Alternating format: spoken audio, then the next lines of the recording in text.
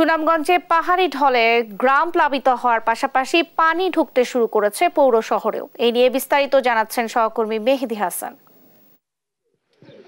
দেখুন, সুনামগঞ্জে গত ৪৮ ঘন্টা ব্যাপক বৃষ্টিপাত হয়েছে এবং ভারতের যে মেঘালয়ের চেরাপুঞ্জিতে সেখানেও ব্যাপক বৃষ্টিপাত হয়েছে। গত ২৪ ঘন্টায় আবহাওয়া অধিদপ্তর জানিয়েছে সেখানে ৩৯৫ মিলিমিটার বৃষ্টিপাত হয়েছে এবং পানি উন্নয়ন বোর্ড জানিয়েছে সুনামগঞ্জে ৬৮ মিলিমিটার বৃষ্টিপাত হয়েছে, যা আসলে ব্যাপক, যার কারণে আসলে এই সুনামগঞ্জে নদী থেকে পানি প্রবেশ করছে। আপনি দেখতে পাচ্ছেন আমি এই মুহূর্তে আছি সুনামগঞ্জের উত্তর আর পিন্নগর এলাকা। এই এলাকাটি আসলে পানিতে তলিয়ে গেছে। আপনি দেখতে পাচ্ছেন সড়কে কোমর পানি। মানুষের আসলে অনেক দুর্ভোগ সৃষ্টি হয়েছে এবং মানুষজন আসলে মনে করছেন যে ২০২২ সালের জুন মাসে ভয়াবহ একটি বন্যার সম্মুখীন সুনামগঞ্জ তথা সিলেট বিভাগ হয়, যেখানে পুরো সিলেট বিভাগে পানির নিচে তলিয়ে যায় এবং প্রায় সুনামগঞ্জের প্রায় ২৫ লাখ মানুষ এই ২০২২ সালের যে বন্যায় দুর্ভোগ পোহাতে হয়েছে তাদের, এবং ব্যাপক ক্ষয়ক্ষতি হয়েছে সুনামগঞ্জের সড়কগুলোতে।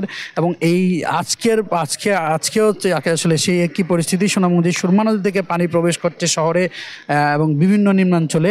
আমরা কথা বলেছিলাম পানি উন্নয়ন বোর্ডের নির্বাহী প্রকৌশলী মামুন হাওলাদারের সাথে। তিনি আমাদেরকে জানিয়েছেন সুনামগঞ্জে সুরমা নদীর পানি বিপদসীমার ৬৮ সেন্টিমিটার উপর দিয়ে প্রবাহিত হচ্ছে। আপনাকে আরেকটি বিষয় জানিয়ে রাখি, গতকালকে কিন্তু ঈদের দিন ছিল, তবু মানুষ কিন্তু গতকালকের দিনে একটি বিভীষিকাময় দিন, একটি দুর্ভোগময় দিন কাটিয়েছেন। ঈদের দিনে ঈদের কোনো আনন্দ তাদের মধ্যে ছিল না। গতকালকে থেকে আজকে অর্থাৎ এই ২৪ ঘন্টায় ৪৮ সেন্টিমিটার পানি বৃদ্ধি পেয়ে পশ্চিমার ৬৮ সেন্টিমিটার উপর দিয়ে প্রবাহিত হচ্ছে এবং ছাতকে ১৬০ সেন্টিমিটার উপর দিয়ে পানি প্রবাহিত হচ্ছে, যেটি আসলে আতঙ্কের খবর। এবং সুনামগঞ্জের মানুষজন খুবই আতঙ্কে আছেন। আমরা কথা বলেছিলাম সুনামগঞ্জের জেলা প্রশাসনের সাথে।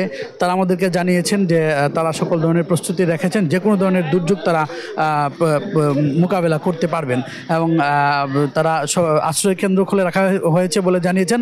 যদি কারো বাড়ি ঘরে পানি প্রবেশ করে যায় তাহলে আশ্রয় কেন্দ্রে যাওয়ার জন্য তারা অনুরোধ জানিয়েছেন। এবং এখন পর্যন্ত আসলে আমরা পৌর শহরের কোথাও প্রশাসন বা কোনো জনপ্রতিনিধির কাছ থেকে কোনো ধরনের কোনো সহযোগিতার খবর আমরা পাইনি। তো এই ছিল আমার কাছে সুনামগঞ্জ থেকে বন্যার সর্বশেষ তথ্য।